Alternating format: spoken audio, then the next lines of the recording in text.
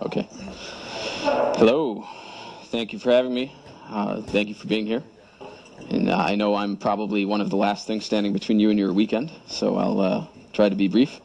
My name is Dan Rosnova. I'm a program manager at Microsoft on the Azure team, and I'm responsible for a lot of the messaging services with my team that I've actually heard quite a few people talk about this week, so I'm pretty happy about that. And today I want to talk about what these services are, what messaging services we have in Azure, just as an overview, and when to use them for what. So really quick to start off, who is using any of the Azure messaging stuff right now? Cool. A few people. No offense to all of you. I'm actually more glad to talk to the rest of you because I want you to know what fun toys we have in this box. And I'll start off that I'm really into messaging. I'm actually wearing messaging cufflinks that you probably can't see. And in honor of being in Finland, I decided to wear an appropriate tie, which looks like flowers from far away, but it's not. So thought you might like that. So what is messaging? I want this to be a little interactive. If there's any questions you have, feel free to interrupt me, or ideally not throw things, but throw out questions. So if you're thinking this is what messaging is, I'm sorry to disappoint you. I'm not going to talk about Skype. I won't mind if you get up and leave at this point, if you were expecting that. But I am going to bribe you. So I want to ask questions and be interactive, so I brought things to give away, including this really cool pen, which is a stylus for touchscreens, a pen, and a flashlight. So I'll probably try and ask some questions and get some interactive response from you. I want to liven things up a little bit.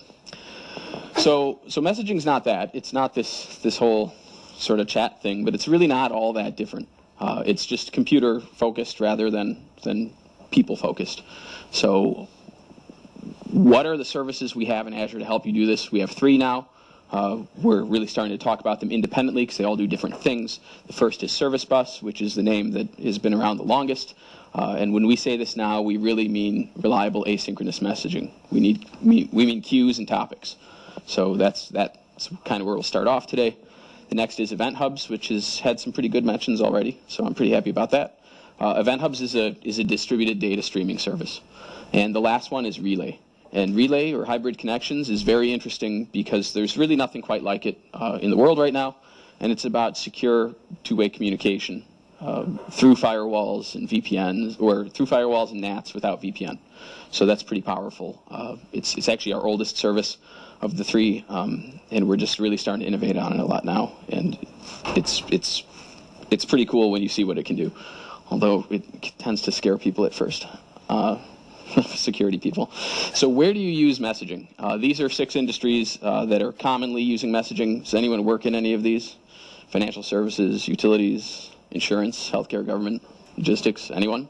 No one? Really? Okay. Well, okay. So in the financial services industry, what you would see is things like interbank transfers being done, order fulfillment and trading, settlement type stuff, reconciliation, and price updates and quotes. These are just sort of things people do with messaging. In financial services, you'll see a lot of TIBCO in particular, and some MQ, other stuff. When you get into something like utilities, this is usually like, I don't know, phone companies, electric companies, things like that. You'll see they have customer information systems, sort of monolithic applications that they need to get information out of. They're using messaging there. They're doing billing integration with it. They're doing smart meter and smart grid. This is an area I worked in for a long time, and it's pretty exciting stuff. It's all messaging, a lot of messaging. And they're also doing things like command and control over their actual utility networks. So logistics, you see a lot of stuff here for messaging as well. Order processing, like literally taking orders, e-commerce type stuff, delivery notifications, routing, all these fun things. Insurance, there's no one here from insurance, really? Wow. Insurance really likes messaging, so they use a lot of it. And the insurance companies use some cool stuff in our messaging stuff, so I'm pretty happy about that. They're some of our biggest customers in Azure right now for messaging.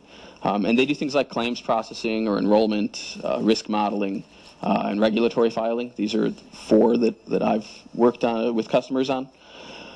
Healthcare is big, medical records, things like that. And then government. Government uses messaging a lot. The biggest messaging customer in the world is the U.S. federal government. They buy a lot of stuff from IBM. You don't necessarily want to know what they're doing with it, but but they're doing a lot. And that's how they collect all that data, right? They're using messaging platforms for it. If you've ever come to the US and used one of our kiosks to get in the country, like, it's going through a messaging platform. It's not going through Service Bus, but it's going through a messaging platform. So these are kind of very common places that people use messaging. And what do they do with it? We'll get to in a second. This is the full list of, it's not totally full, but pretty full list of areas I have customers in right now. Does anyone work in any of these industries? I think there are a lot of consultants here in the house, so... So do your customers work in these? Yeah, okay, there. That's more like it. Although I'm still not sure. There's like fish and wildlife or something on here I saw. I was like, what are you doing with messaging? Yeah, forestry and fishing. It's like, okay, cool. So let's start off talking about queues and topics. Quick overview. Who's used any queuing system in the past? Yeah, okay, you're the first one to answer. You get a pen. Yeah, there you go. Oh, cool. I'm from Chicago originally, so there I learned to bribe people. Yeah. I'll get some interaction now, right? Yeah. So queues and topics. What is this? It's reliable asynchronous communication. Kind of a big mouthful to say there. It's about having rich features in your messaging platform for things like temporal control, so controlling the time aspects of your messaging, and being able to do routing and filtering and have a lot of messages related together in like a convoy, something like that. When we look at where does Service Bus fit into your type of architecture, you might see something like this, where you've got a front-end UX, you've got some back-end services where you're doing processing, you're probably storing data someplace.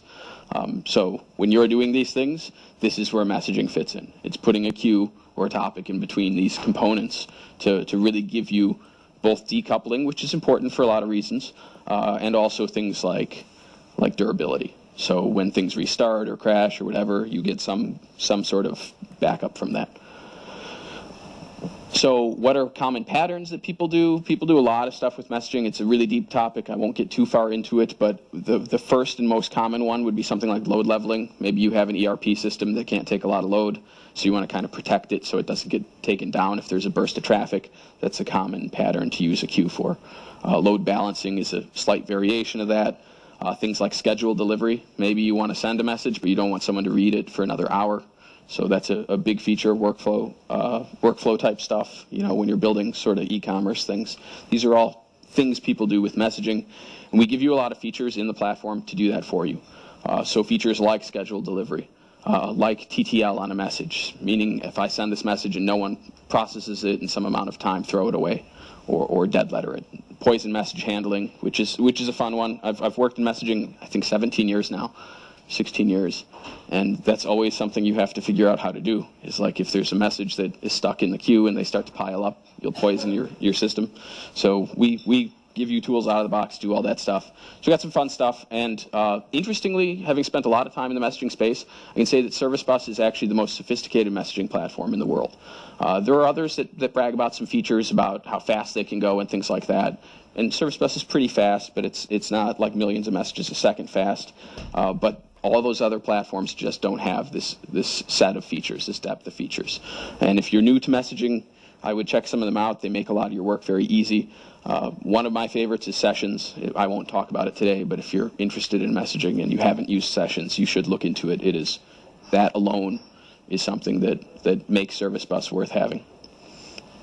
So basics of a queue, if you've not used it, who's not used a queue before? All right. There you go. Someone's paying attention. So when you have a queue, the queue is sitting here, and the idea is you got a sender who wants to send a message, you have a receiver who you can hardly see on that screen, I think. And the idea here is to decouple these. So the sender sends a message to the queue sends back an acknowledgement that it's received it. In Service Bus, that means that we've triple replicated it, so even if there's a failure in the region, it's okay. Then a receiver comes, receives the message from the queue, takes a lease on it, and when they're done, sends back an acknowledgement to say delete it. I'm done with this. They could do something else like defer or abandon it. But the idea here is that this looks really simple, but it allows you to do really, really powerful things. Like that whole TTL and temporal control aspect. You can keep things in that queue that are safe, they're in the cloud, Your readers don't have to read them yet. They can't see them yet, and then they show up at some point in the future. If you've ever had to do things like stuff that happens at 5 o'clock, like close of business type stuff, well, you could just batch stuff up yourself and wait, or you could just schedule it to all happen at that time. So these are cool features. This is just super basic queue stuff. A little more interesting, we also have topics. Topics and subscriptions are another feature that give us some pretty cool things where you're building even more capability on top of your messaging now. In particular, a topic looks like a queue to the sender. So it looks no different. You just send it to a queue.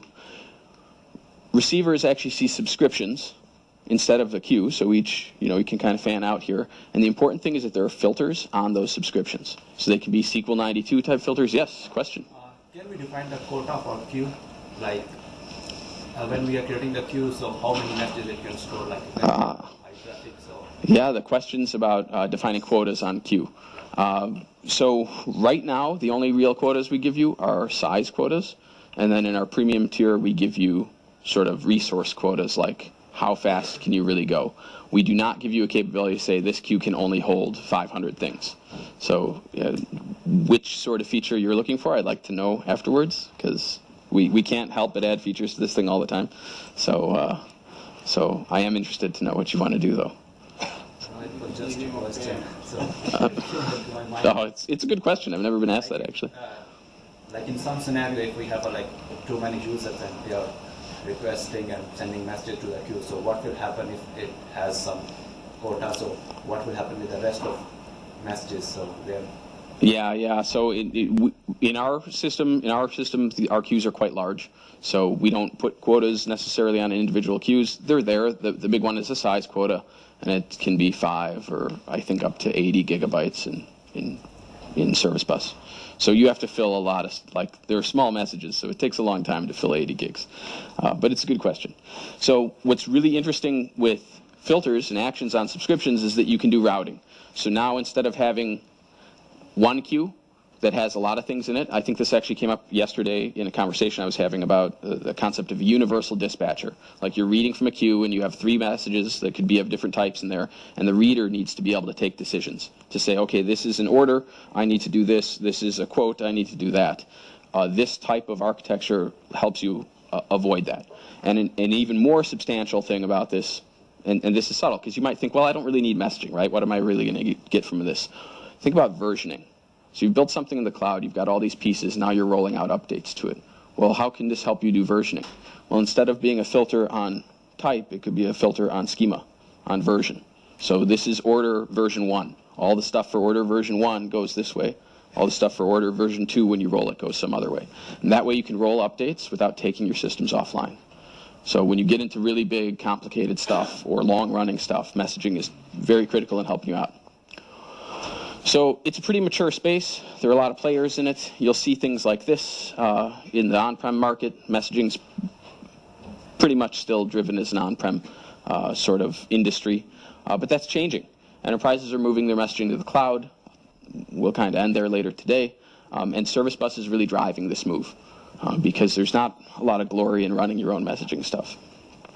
So to make this easier, what we're doing is giving customers sort of tiers that they can choose from depending on what the requirements are. So starting from a very basic, very cheap messaging platform, going all the way up to something that's really a replacement for running like Tibco or MQ in premium messaging. So you get more features as you go along.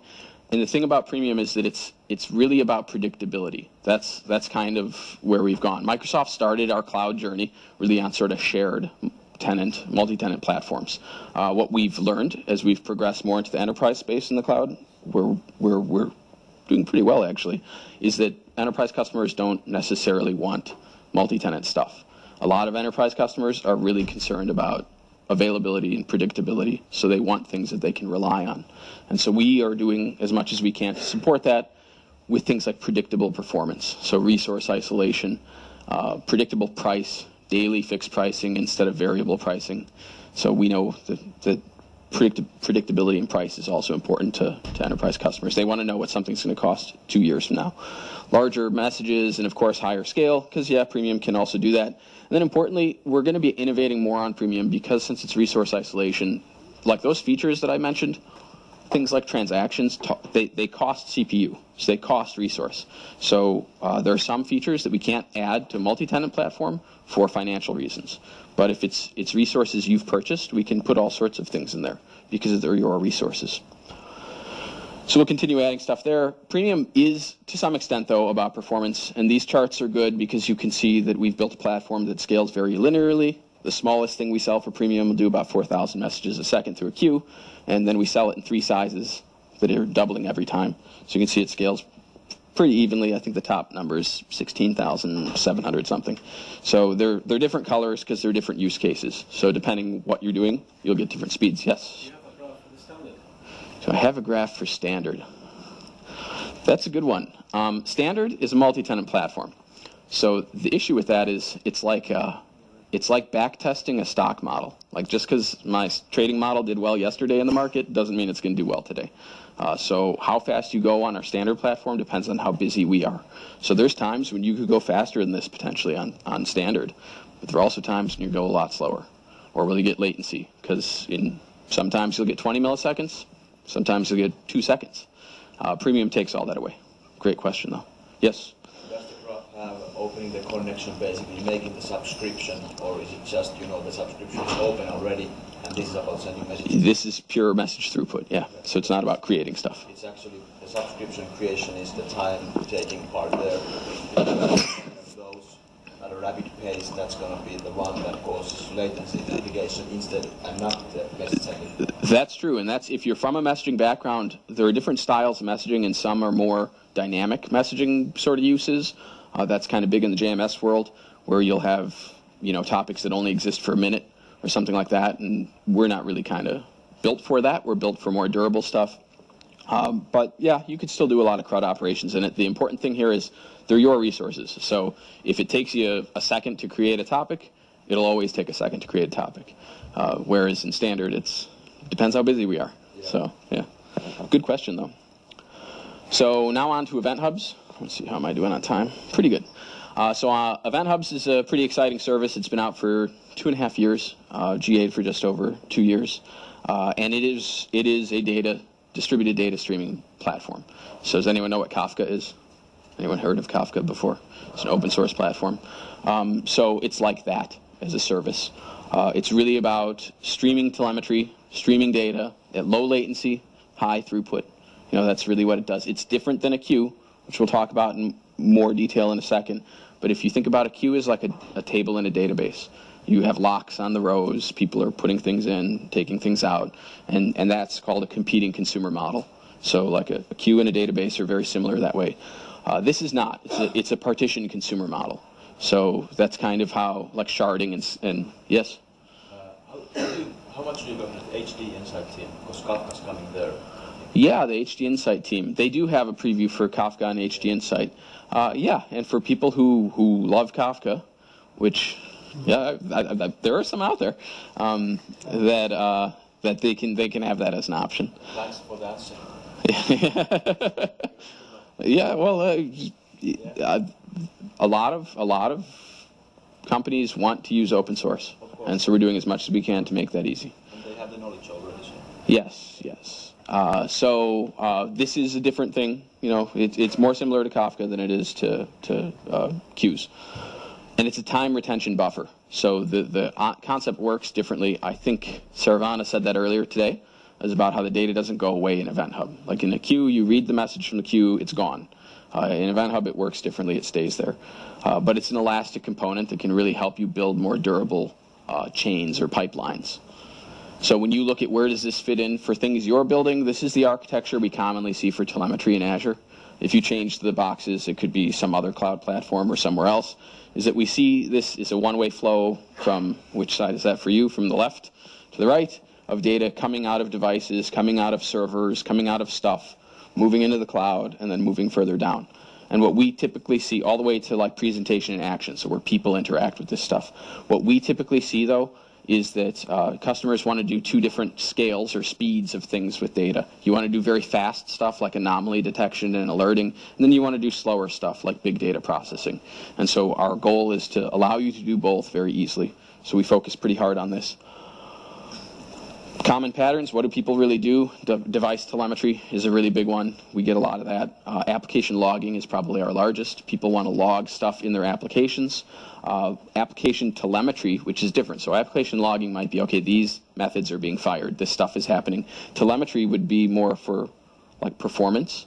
Like typical request response time is taking X. Now it's taking Y. So you can actually watch two different types of telemetry coming off your same system. Things like user telemetry, so clickstream analytics, that's actually getting pretty hot. People wanting to do live clickstream analytics very quickly so they can change what people are doing on their websites and in their applications. So these are kind of the things people do with Event Hub. And we give you a lot of features to make that easy. We have Archive, which is new.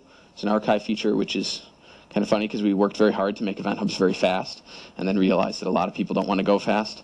We still live in a batch world, so that's kind of, we have to face reality and help people where they are. Got to go to the customer.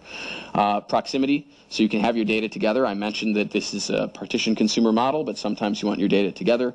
We give strict ordering if you're using that feature. So the data is in the order in which you sent it, and it will be consistently in that order no matter how many times you read it. And it's something that can do tremendous scale. We do have customers like a Halo team, Halo 5, using Event Hubs where they're doing over 1 million messages a second regularly. And they're doing it very quickly, too. So all of the Halo 5 telemetry goes through Event Hubs. It's cool stuff. So you're the first audience to see what I'm going to try and explain how Event Hubs really works with this analogy. So first I want to ask, who knows what this is? Is any of us old enough to remember these? Okay, cool, good. First I was worried when someone was like, hey, are you sure? Do people know what that is? I was like, uh-oh, maybe not. So I'm thinking of how is Event Hubs different from a queue? Event Hubs is more like this. It's more like a tape. So it's recording a stream. That recording is just moving forward. So it's not like a queue, which is random. It's really just moving forward. And you can play the tape over and over again. So in my mind, this is working pretty well. Hopefully it helps you understand what this is. And in reality, Event Hubs is like, anyone remember what these are? Anyone who had one of these? You know what? You get a pen too. There you go. So it's kind of like this, right? You're having something that you can play this tape from. You can play from anywhere on the tape. You just fast forward and rewind to get to that point in the tape. One slight difference on this, and some of these things did this, was that the tape will loop when it's done. So it'll go back or flip sides or whatever. So basically it's a loop of stuff. Eventually the data ages out and it'll be re-recorded over. Event Hubs has a concept that's critical to it, to this partition consumer model of partitions. So instead of everyone fighting for a resource, which is a competing consumer model, partition consumer model means that you have many resources and people just use one resource for them.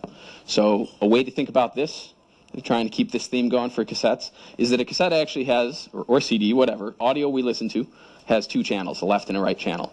They can actually have totally different stuff on them, which can be really weird if you're listening. Actually, really, like kind of old records will have different audio on the left and right. Like people used to put like drums on one side and guitar on another side. So when you press record on one of these things, you're recording both channels, but they're actually two different channels with different data on them. So that's exactly how partitions work in an Event Hub. And if you look at one of these sorts of things, the left and right speakers on a boombox are there because they're playing two different channels of data. We call these partitions. So if you just think about what are channels on audio, it's the same thing as partitions in Event Hub.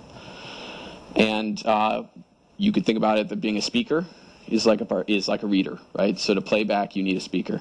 So you typically see this thing on the right. We can give you more partitions. You can have lots of partitions in Event Hubs, and you get more and more speakers. Now, at some point, I'm not sure how useful they are. I've never seen one of those. That would be kind of funny to carry around. Have like 2 or 3 people carrying it. So you can use partitions in this way. I don't know. Simple's good in my mind. Here's the way I used to describe Event Hubs. So hopefully you can tell me in a second if you think this way is better or that way. Is that an Event Hub looks kind of like this. There's partitions inside of it. All the partitions have data inside of them, and they're all separate from each other. So you're sending your data in. Your producers just send data into the Event Hub. When you go to read the data out of the Event Hub, you have a receiver for each of the partitions. They connect through a consumer group, and now they're reading the whole stream of data.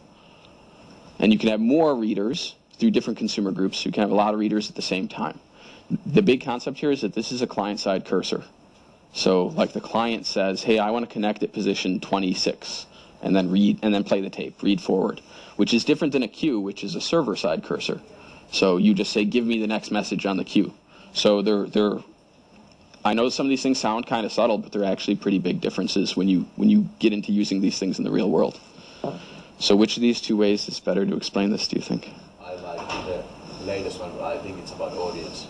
If you have developers, this one had more information, I think. Okay, fair enough. You didn't notice the consumer groups in the previous one. Yeah, I couldn't think of a good way to describe that. I thought I was pushing the analogy too far. Maybe there's some snot or something on the boombox. Yeah. Good feedback.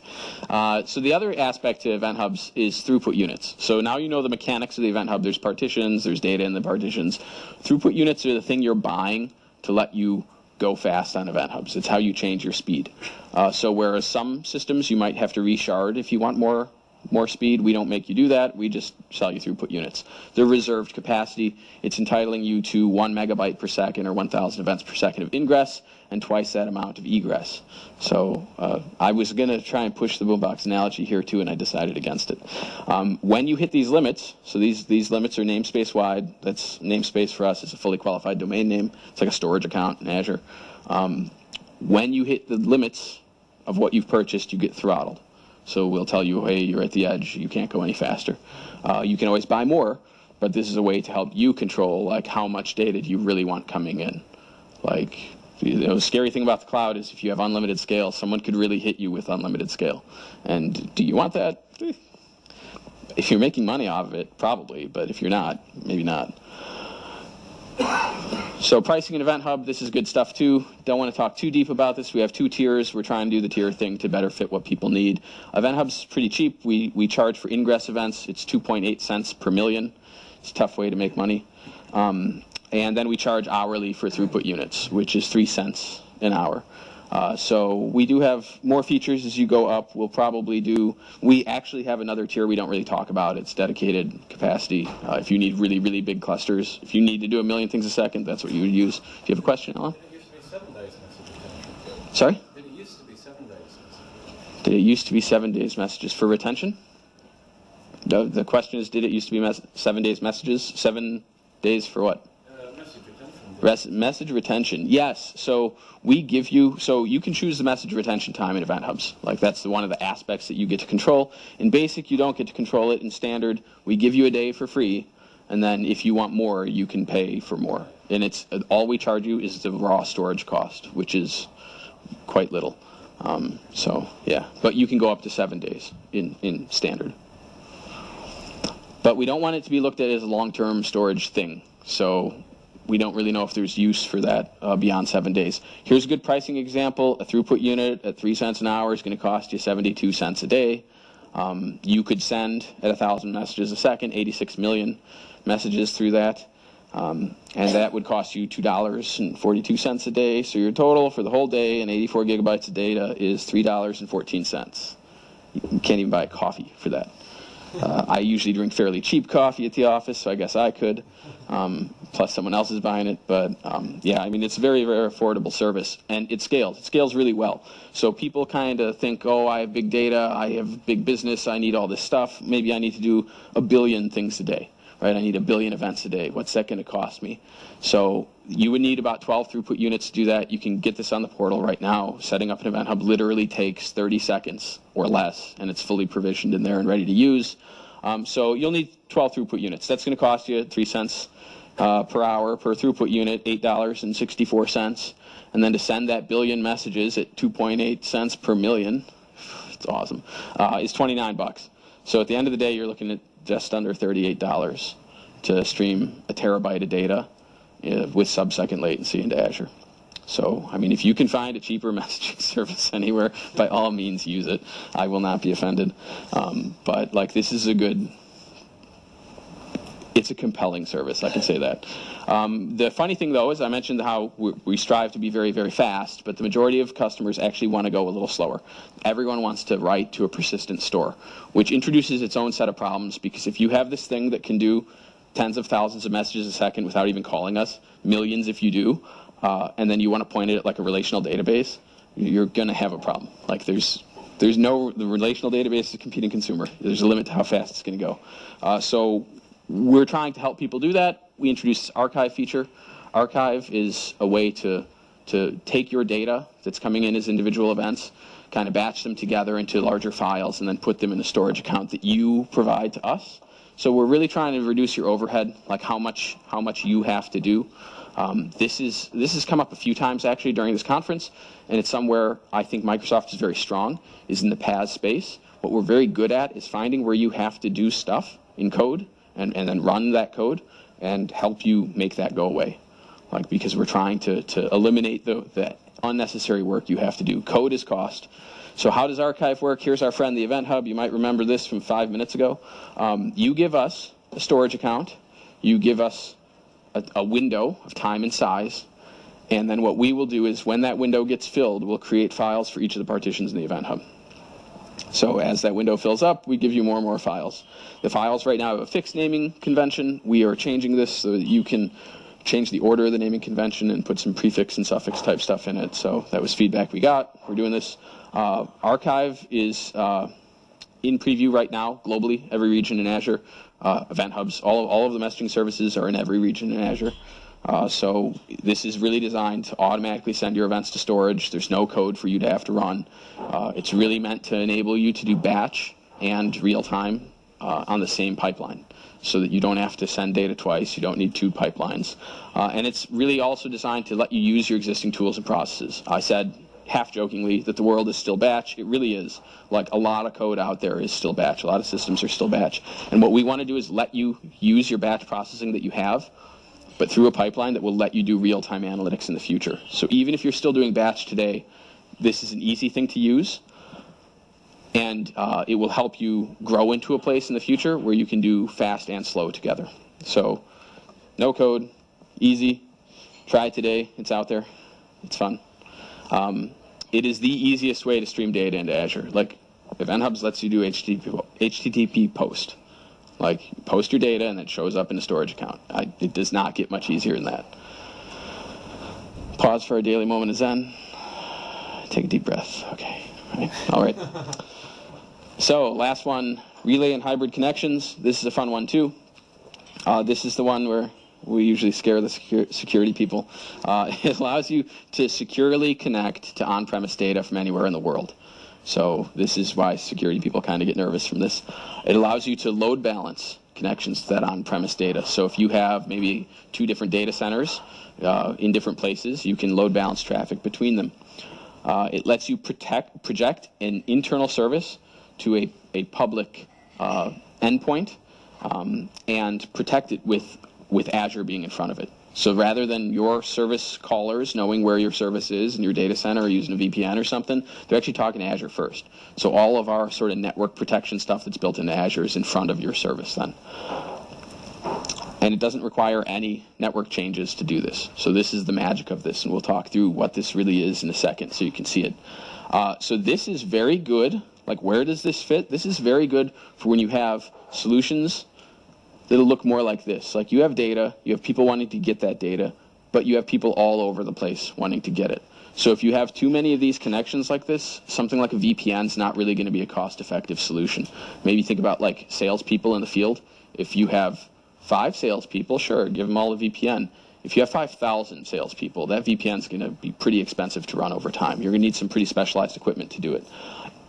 So it's very good for some scenarios like that. It's also really good for when you have to keep data in a certain place.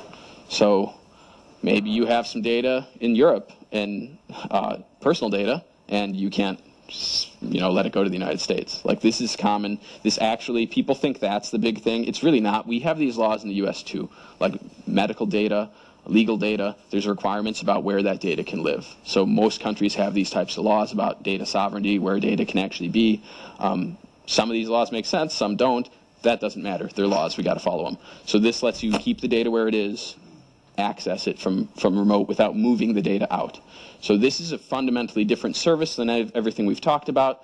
What is this? What are the patterns for this? It's really about frictionless connectivity. That's what people are doing. And we give you a lot of features to support that. I jumped through that pretty quick, actually. I think I said all those, though. So it's hybrid is what we're going to talk about. Like, how is this hybrid cloud? We're giving you features to support this, WCF or WebSocket transports. We're letting you choose your communication style, whether that's one-way, request response, or peer-to-peer. We're overlaying an additional security layer on top of this, giving you geo-distribution, endpoint discovery, all these fun things in the box. But what does this look like, right? So how is this working? It's a proxy, really, is what this is. Unlike the other services before, which are brokered messaging, meaning like you're sending a message, it's being stored somewhere, and then someone else is coming and reading it, which is asynchronous. This isn't like that. This is like a live socket. So this is the basis for all of our hybrid stuff that we're building in Azure. And it's really used to decouple location, security, and network configuration. So if you look at a typical client-server scenario, it would look like this. You have a client wanting to talk to a server. Has anyone ever worked on a system like that? I was hoping to see a lot of hands here. Okay, good. You can all have stickers after this. How you go. So today, everyone would have firewalls in front of these things, right? Because that's the sensible thing to do. The problem there is that you're trying to get data from that service. Firewall is going to stop you. And here's where Azure comes to rescue.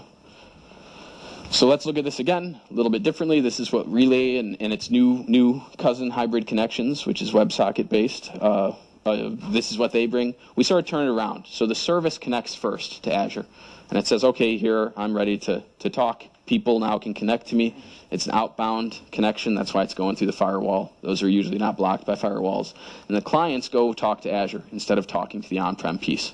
And we make network magic happen. So at a little deeper level, what's it look like? It's a rendezvous is what's happening. Is service connects first. Here's our cluster. Our cluster is bigger than 4 machines, but for illustration purposes, I thought this would be easier. Server opens a control channel to Azure. Client comes along and says, hey, I want to talk.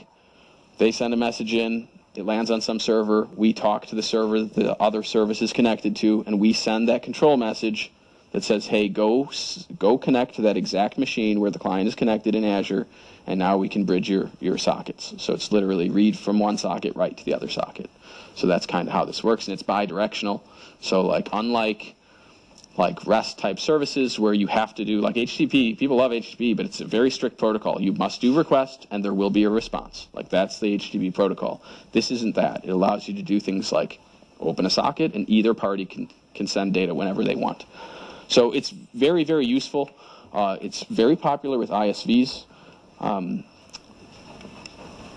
And it's a service that if you haven't played with yet, it's pretty compelling because you can do things like forklift applications in the cloud that way.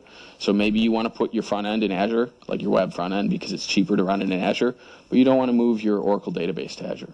Well, you can leave that on-prem and access it.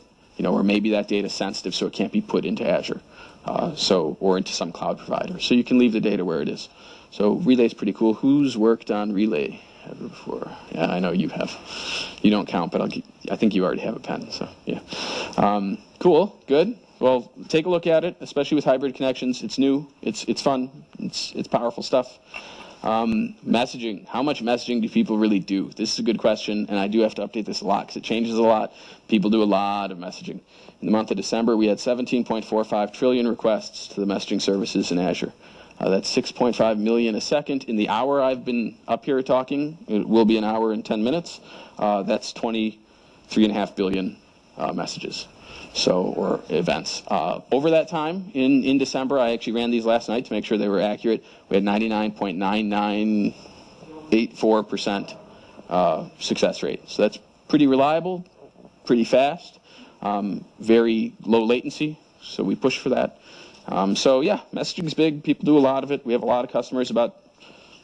I shouldn't say that, actually. I won't say the next number. That's okay. When we turn off the camera, I can talk some more. Other cloud messaging, kind of coming full circle here, Exchange. So running a messaging server is kind of a difficult business. Who's ever been responsible for running Exchange? Anyone? Anyone ever use Exchange? Okay, so Exchange Online has been like that was the first killer app in the cloud for Microsoft, really. That was the first thing where people were like, even IT departments, please take this thing away from me. You know, because there's no glory in running your email server, right? Because does the executive ever come up to you and say, hey, you do a great job with the email. That's awesome. No, but if it's down for 10 minutes, they're all yelling at you. Like there's no benefit to doing this. And so it's interesting that this type of messaging was really the first big shift to the cloud. And now the big shift happening is other types of messaging, other type of utility computing services. And all of the messaging stuff I've talked about today fits into that category. Because the funny thing is there's really no benefit to running your own messaging server, even when you think it's a good idea. It probably isn't. I'm an American, if you couldn't tell. In a few hours, we will have a new president in the United States. If you had asked her about running her own messaging server, well, you'd probably get some interesting feedback there. Thank you very much. I'll be around for questions, and we can take questions now. And thank you, everyone, for coming here this week. This has been a great conference, and it's been a pleasure to be a part of. And it's great to see such a strong community here for Azure and for Microsoft. And then, since I always put a picture of my dog in my presentations, there he is. Okay, questions? Ideally not about our new president. Okay. All right, then. Questions about me? No. Okay. Yeah, thank you. Yes. All right, well, thank you very much.